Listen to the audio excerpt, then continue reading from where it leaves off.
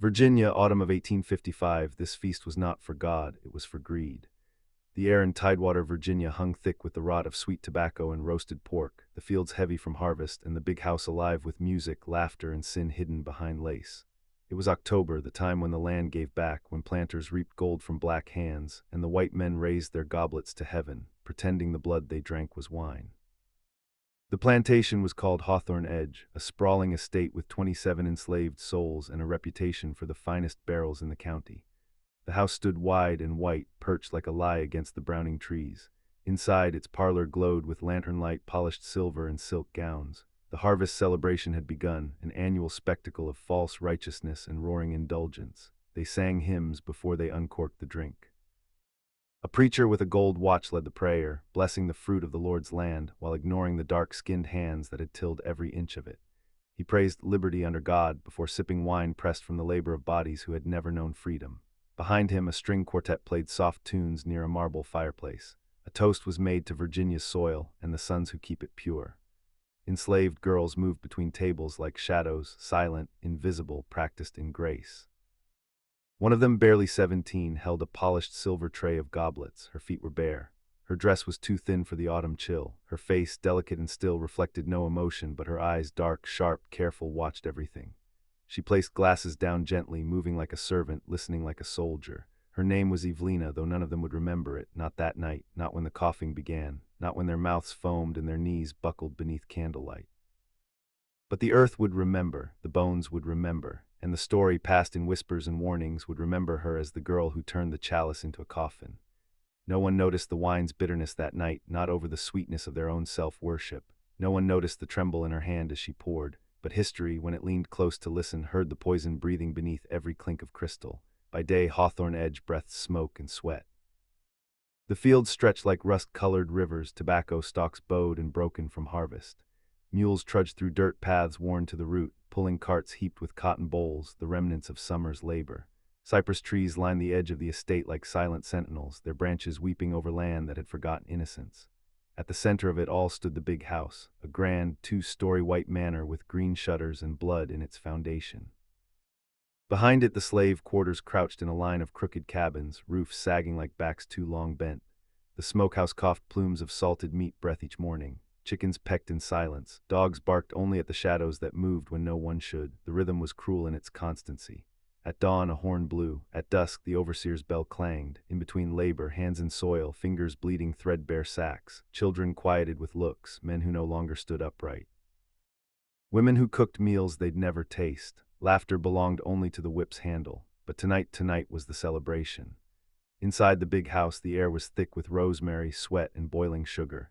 Tables draped in ivory linen groaned beneath the weight of feasts, roasted quail, glazed ham, fresh pies, corn puddings, wines from Monticello.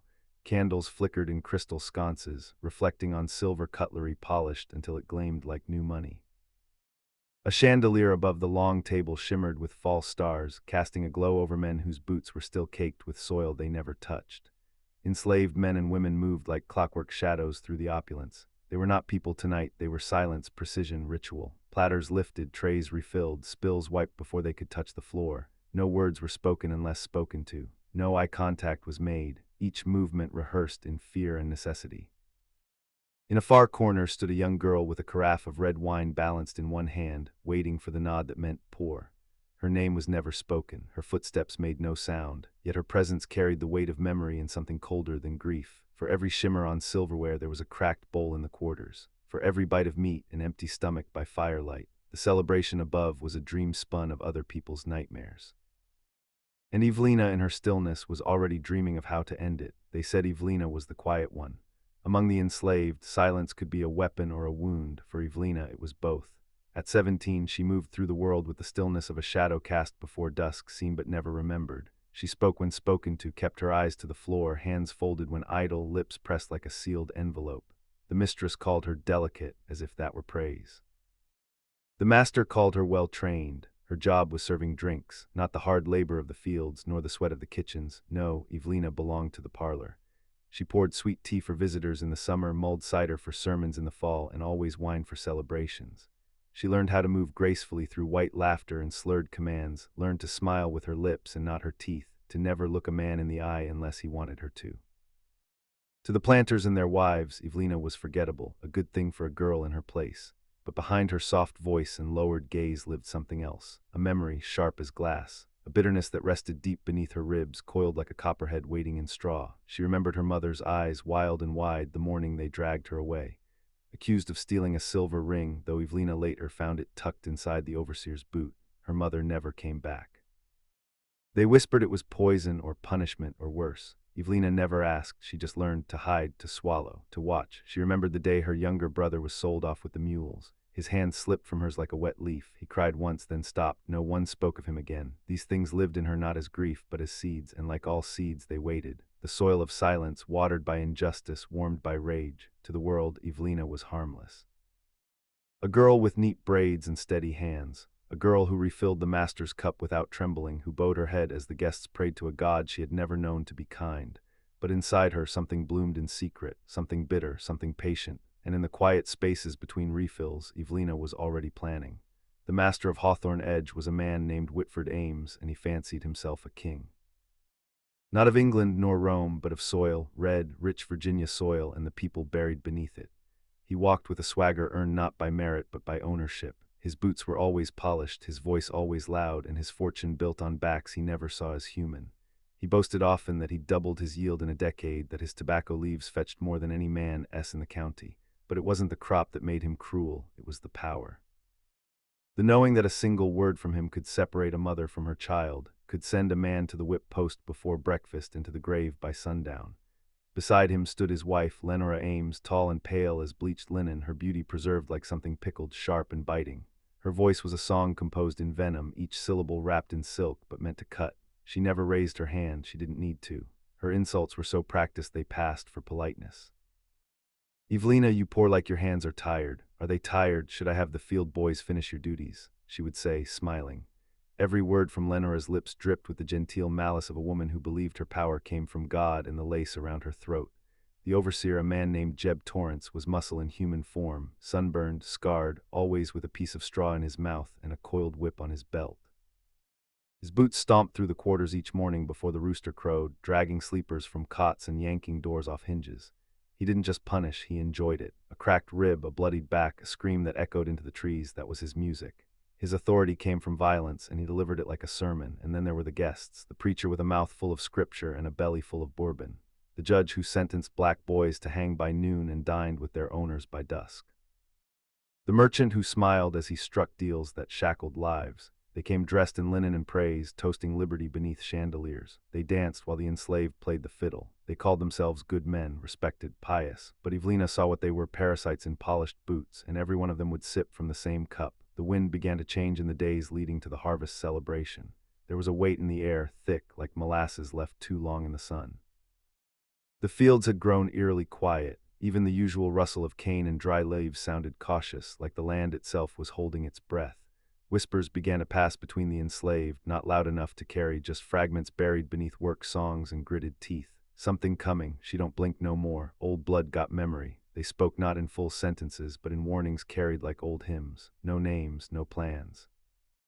Just eyes that lingered a second too long and glances that darted to the woods and back.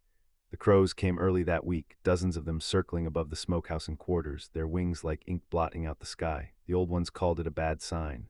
"Crows know death before we do," muttered a hunched woman shelling beans. The night before the feast, the moon rose swollen and red. A harvest moon, they said, but it didn't glow, it burned, like a wound torn open in the sky. Evelina moved through it all with quiet purpose. She said little, did her tasks, but something had shifted. When the mistress snapped her fingers for a towel, Evelina didn't flinch. When the overseer brushed past her in the kitchen, shoulder grazing hers like a threat, she did not bow her head. She was still silent, still obedient, but her silence no longer felt like surrender, it felt like stone. One evening, while pouring cider for the guests rehearsing their hymnals, she let her eyes rise for just a moment too long. A planter's son, young Smug, met her gaze and smirked. "That one thinks she's pretty," he said, loud enough for the room. The others laughed, but Evelina didn't lower her eyes. She didn't blink. That moment passed like a breeze, unnoticed by most. But for Evelina it was a sharpening. She had watched long enough. The land had rotted. The crows had spoken. The sky had bled. And now, like the hemlock root buried deep in the forest floor, she would rise slow, not with fire, not with screams, but with a cup. Evelina's silence did not begin in the big house. It began in the back cabin, second from the well, on a night when the air turned too still and the lanterns burned too low. She was only 9 when her mother died. They said it was poison poured into her water tin, left at her bedside after the mistress's brooch went missing. No trial, no search, no chance. Just whispers that traveled faster than truth ever could. Her mother's lips turned blue, her breathing slowed like a song forgotten. By morning she was cold. They buried her in a shallow grave behind the quarters where the grass never grew right after. Evelina remembered the way her mother's hands had smelled of cloves and soap. She remembered the way her voice trembled only when she prayed. After that night, Evelina stopped asking questions. She stopped expecting protection. A year later, her brother, Thomas, was dragged from the quarters before dawn, sold off in a wagon meant for lumber, bound for Georgia or worse. The master said it was necessary, that boy had too much anger in him. Evelina never saw him again. She didn't cry. Tears were dangerous on a plantation. They softened you when you needed to become stone. But Evelina's roots went deeper than pain. Her grandmother, long gone by then, had once told her stories beneath the cypress trees, whispered lessons disguised as folk tales. One tale Evelina never forgot: there's a plant, child, grows near the creek's edge where frogs don't sing. It don't smell loud like mint, but it's got a sweetness if you crush it. That's hemlock, that's death's wine. Folks say the Greeks used it on thinkers, but here it's the only mercy we got when mercy won't come. Evelina had listened wide-eyed, her small fingers tracing circles in the dirt. At the time, she thought it was just another tale to pass the time. But years later, when her hands grew stronger and her voice quieter, she remembered. She remembered the way her mother's mouth foamed. She remembered the place by the creek where nothing ever grew right. The seed of revenge wasn't planted the day she was slapped, or the night the boy mocked her. It had been planted long ago by grief, watered by loss, and now fed by memory. Hemlock wasn't just a plant, it was her inheritance. The evening was meant to be perfect. The parlor glowed with amber light from the hearth, the silver polished to gleam like moonlight. Guests gathered in clusters, preachers in velvet collars, merchants smelling of pipe smoke and sugar, planters fat from the harvest. Laughter bounced off the walls, and wine flowed as freely as vanity. Evelina moved silently through the warmth and perfume, cradling a tray of crystal goblets filled with red. Her back straight, feet bare, eyes down, just as she had been taught. Then came the accident. The mistress, Lenora Ames, turned sharply while laughing at some preacher's joke about civilized manners and uncivilized skin, and her elbow knocked Evelina's tray. 3 glasses tumbled, one shattered. The wine spilled across Lenora's silk gown like blood across snow. Gasps flared. The room froze.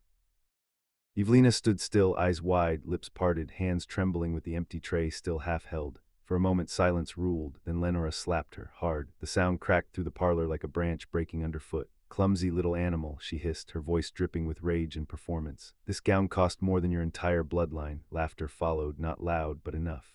The kind of laughter that doesn't come from humor but from the safety of cruelty. The master chuckled from his chair, swirling his untouched drink. The overseer leaned against the doorframe and whistled low. Should have put the bottle in her hand, at least then she'd go down quicker. Evelina stood there, the side of her face burning. Her ears rang, her heart thudded like a fist against a door, but she did not cry, she did not beg, she only bowed slowly and began to gather the shards, but something broke, not in her hand, not on the floor, but inside her. That night back in the quarters, she sat on the dirt floor staring at her calloused palms. Around her, the others murmured, eyes low, pretending not to see the bruise blooming across her cheek. She whispered no prayer, she asked no questions. Only one truth settled into her like stone: next time I serve them wine, they will drink what I choose. She would not serve humiliation again, not unless it was poured with purpose. In the days that followed the slap, Evelina wore her silence like armor. Bruise on her cheek faded into a dull yellow, but the fire beneath her ribs burned hotter with every passing hour. She moved through her duties as expected, refilling jugs, wiping cutlery, folding linens, with hands so steady it unsettled even the cook. Her face was blank, polite, perfectly trained, no tremble in her voice, no hint of defiance. But when the sun dipped low and the house fell into its restless sleep, Evelina slipped barefoot into the woods behind the quarters. The trees here knew things. They had seen things, and in the damp hush beneath their boughs, Evelina found the plant just as her grandmother had described: spindly stalks, fern-like leaves, clusters of small white flowers. Hemlock, it grew where the soil was damp and the frogs did not sing. She gathered carefully, wrapping the stems in torn linen, her fingers precise and unshaking. The work was sacred, not rage but ritual. Night after night, in secret corners of the cookhouse, Evelina ground the leaves with a worn pestle, turning them into a wet green paste. She boiled the extract over low fire when no one stirred, the steam rising bitter and sweet. She filtered the mixture through cloth again and again until what remained was clear as well water but deadly as judgment. Hemlock didn't kill with fire, it killed with breath. It moved slow, cold, a numbness in the limbs, a softness in the throat, a silence behind the eyes. A quiet death for loud men. When the casks of wine were delivered for the celebration, Evelina volunteered to help settle the barrels, claiming she knew just how the mistress liked them decanted. No one questioned her. She was the wine girl after all. In the cool cellar beneath the house, she worked alone. She uncorked a half cask of Monticello red, poured it into pitchers, and added the hemlock by drops measured, not rushed, enough to kill slowly, enough to take hours, enough to seem natural. She stirred each vessel with a silver ladle. She tasted nothing. She inhaled nothing. When the wine was returned to the shelves, no one knew the difference. The smell remained sweet, the color rich, the poison unseen. Back upstairs, Evelina served tea with a soft smile. She folded napkins. She stood by the parlor door with her tray and bowed when spoken to. But behind her stillness was a storm. Behind her hands, death made patient. Behind her eyes, a vow about to be poured. The harvest celebration began like every other, draped in indulgence and dressed in lies. The parlor shimmered under candlelight, the chandelier casting golden halos over powdered wigs and brocade coats. Laughter spilled like wine, and wine, sweet, red, deadly, flowed like blood waiting for a wound. Roasted pheasant and sugared yams lined the table. Silver clinked against porcelain. A preacher raised a toast to the bounty of the Lord and the hands that bring it forth, never once glancing at the hands that bled for it. Evelina moved between the guests like a ghost in silk, barefoot, graceful, invisible. She held the silver tray steady, each goblet trembling only slightly as she approached, first to the master, who grinned wide and lifted his glass with a wink. "Steady as ever, Evelina," he said. She said nothing, just bowed. Then to the mistress, who wrinkled her nose as she accepted the cup but did not refuse it. To the overseer next, who took two. To the guests, planters, judges, merchants, all beaming in their finery, toasting the soil and the season and themselves. And still Evelina moved, cup after cup, wine pouring like velvet into crystal, her face calm, her hands exact, her eyes cold and quiet. Minutes passed, then the room began to change. A merchant leaned forward, his hand gripping the edge of the table. He coughed once, then again, sharper. A judge beside him dropped his fork, his face slackening, eyes suddenly wide. Across the room the overseer cursed under his breath, clutching his stomach. The master's hand trembled, wine spilling down his shirt. The preacher blinked fast, sweating, trying to stand, then crumpled like parchment tossed in fire. Coughs turned to choking, bodies collapsed against chairs, a goblet shattered, a woman screamed. Evelina did not move faster. She continued to pour, walking with quiet grace as the room descended into chaos. A man fell into the fireplace, limbs twitching. The mistress staggered back from the table, gasping for breath, her hands clawing at her throat. "Help, get the doctor, something's wrong." But the doctor was among the fallen. Within minutes the parlor was no longer a celebration. It was a graveyard in waiting, tables overturned, crystal shattered, breath stolen mid-sentence. And still Evelina stood, tray in hand. Feet planted, eyes watching, they screamed, they writhed. She poured until every cup had been offered, until every lie tasted truth, until the feast, rich with stolen joy, had been salted with silence. She had served them their own sin, one sip at a time. The parlor was no longer a room of music and laughter. It was a battlefield without guns. Candles flickered over bodies slumped across the table, wine and blood pooling together on the polished wood. The chandelier's glow trembled as if shaken by the screams that ricocheted off the walls. Panic gripped the plantation with both hands and did not let go. Survivors stumbled into the hallway, clutching their stomachs, vomiting into their silk sleeves, collapsing against the staircase. Some cried for doctors, others for God, none found either. The preacher's Bible lay split on the floor, pages fluttering under the boots of guests who fled in terror. Witchcraft. A woman shrieked, tearing at her bonnet as she stumbled into the night air. "It's the devil in this house," another guest shouted. "Poison, someone poisoned the casks." His words drowned beneath the chorus of coughing and choking. Children screamed in the chaos. Little boys in lace collars wept as they knelt beside fathers who no longer moved. A girl in satin clutched her mother's wrist, begging her to wake, her cries piercing the night. The long dining table, once laden with roasted birds and sugared cakes, was overturned.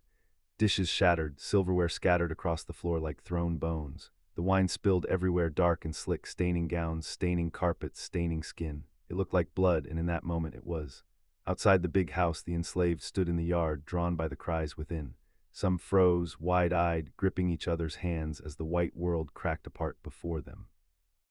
Others edged back into the darkness, knowing escape might never come again if not seized now. A few slipped silently into the woods, their footsteps vanishing into night's cover. The overseer's whip lay abandoned at the foot of the stairs. The master's voice, so loud hours ago, was gone. The mistress, pale and convulsing, was carried toward her chamber, her cries faint, ragged, and fading. and in the doorway of the parlor, Evelina stood, her tray empty now. Her face revealed nothing. She did not flee. She did not shake. Around her, the house burned with chaos, not of fire, but of death. And in the silence of her stillness, the enslaved knew something had shifted, something had broken, forever. By morning, the plantation was a shell of itself. The parlor reeked of spilled wine and sickness, the carpet soaked dark, the great chandelier dimmed to smoke. Of the dozens who had toasted the harvest, only a handful yet breathed, and even they trembled at shadows. Evelina did not run. She was seized in the kitchen, her hands folded, her face as calm as if she'd been waiting. Dragged before the survivors, she did not resist when they demanded answers. The mistress, pale and trembling, pointed a jeweled finger at her. It was the girl. She touched every glass. The overseer spat, voice hoarse. She killed them all, saw it in her eyes that night. They pressed her with questions. What had she done? How had she done it? Why? Some swore. Evelina confessed without flinching, her words plain as scripture. I poured them what they poured on us. Others insisted she never spoke at all, that she only stood silent, a faint smile on her lips as if she were already beyond them, her eyes fixed on something none of them could see. No trial was held, no preacher prayed. The decision was swift as fear demands. She was to hang before the sun returned, her death to serve as warning, her silence to be buried with her. They led her to the oak tree that stood at the edge of the fields, the same tree where others had been whipped, branded, broken. A rope was thrown over its limb. The sky was still ink dark, the moon hidden behind clouds. Witnesses later told different tales. Some said she climbed the cart steps steady, her face like stone. Some swore she hummed a tune as the rope was placed around her neck. Others swore she smiled, calm, almost kind, when the overseer kicked the cart away. But all accounts agree on one thing: no one saw her body swing. The rope was found taut, yes, but when dawn broke, the tree was bare. Some claimed the overseer cut her down too early, burying her in secret. Others whispered darker things, that Evelina never choked, that she slipped away like smoke, vanishing into the night. Whatever the truth, the land did not forget, and Evelina's last breath, whether taken or stolen, never belonged to them. It belonged to the story that would outlive every man who had ever raised a glass at Hawthorne Edge. Decades rolled forward, and still the name Hawthorne Edge carried with it the taste of ash. The plantation fell into ruin, fields gone to weeds, shutters broken, the big house empty but for spiders and dust. Yet no farmer who bought the land ever held it long. One by one they left, muttering of sleepless nights and water that soured in the mouth. It was said the land itself was cursed. During harvest moons, when the air turned sharp and the sky swelled red, the old well at the edge of the yard was avoided. Buckets drawn from it carried a strange bitterness, sharp, earthy, impossible to wash away. Some swore it was hemlock bleeding up from the roots. Livestock that drank from it grew sick. Children who sipped complained their tongues went numb. No one used the well twice. Travelers passing through the county spoke of stranger sights. Men claimed that if you dared enter the husk of the big house on autumn nights, you would not be alone. The hall, once golden with candlelight, now stank of mildew and rot, but under the silence footsteps echoed, soft as silk.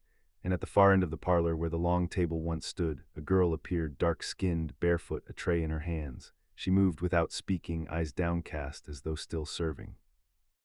But the goblets on her tray were filled not with wine, but with something darker, thicker, that shimmered like blood. Some fled before she came near. Others waited transfixed until the goblets dissolved into smoke and the girl with them. And then there was the chalice, one silver cup recovered from the wreckage after the last owner abandoned the house. It sits now in a county archive, kept under glass. Polished 100 times, it tarnishes by the next morning, turning black at the rim as if dipped again in poison. Curators refuse to drink from it. Visitors whisper over it. Some claim that if you lean too close, you can smell bitterness rising from the metal, sharp as crushed hemlock leaves. Old people tell the story as warning. Young people tell it as legend. But all end at the same. Evelina never vanished on that rope. Her silence seeped into the ground, her vengeance folded into the soil, her shadow poured into the house that had broken her. She is the well's taste, she is the hall's echo, she is the chalice that stains itself black. Evelina did not vanish. She was poured into the land, forever serving, forever remembered. Do you believe Evelina's story is just legend, or do you feel, deep down, that our ancestors left us these truths in whispers and curses so we would never forget what they endured? If her silence still echoes for you, then honor her by keeping these stories alive. Like this video, share it so her name is never lost, and subscribe to our channel for more voices history tried to bury but could never silence.